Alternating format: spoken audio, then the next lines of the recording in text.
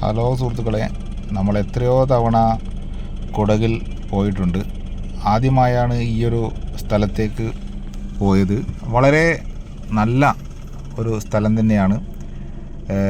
ഏകദേശം മടിക്കേരി ടൗണിൽ നിന്നും 19-20 കിലോമീറ്റർ അകലെയാണ് ഈ മണ്ടൽപേട്ട് എന്ന സ്ഥലം സ്ഥിതി ചെയ്യുന്നത്.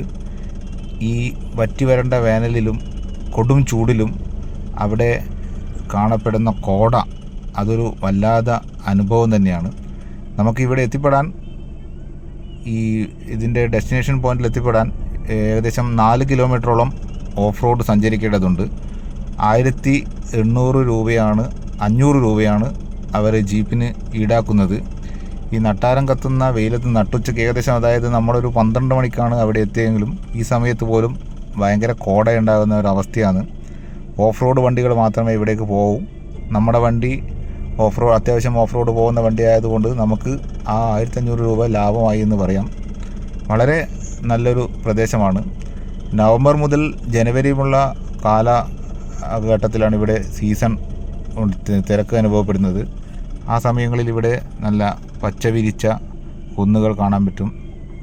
ഇപ്പോൾ ഈ സമയത്ത് ഇവിടെ വരുമ്പോൾ നമ്മളെ മരുഭൂമിയിൽ പോയ ഒരവസ്ഥയാണ്. അതായത് ആടുജീവിതത്തിൽ അവർ നടന്നു പോകുന്ന പോലത്തെ ഒരു സ്ഥിതിയാണ് ഈ ഇതിലൂടെ പോകുമ്പോൾ നമുക്ക് ഫീൽ ചെയ്യുന്നത്. എന്നിരുന്നാലും വളരെ നല്ല ഒരു പ്രദേശം തന്നെയാണ്. എല്ലാവരും പറ്റുന്ന സമയം ഒന്നിത് വന്ന് കാണാൻ ശ്രമിക്കുക. വളരെ നല്ല ഒരു സ്ഥലം തന്നെയാണ്. കൂടുതലൊന്നും പറയാനില്ല. ഇതാ, നിങ്ങൾക്ക് നോക്കിയാൽ കാണാം, ചുറ്റും കോട ഇങ്ങനെ കയറി വരുന്നു, അത് ഇറങ്ങി പോകുന്നു.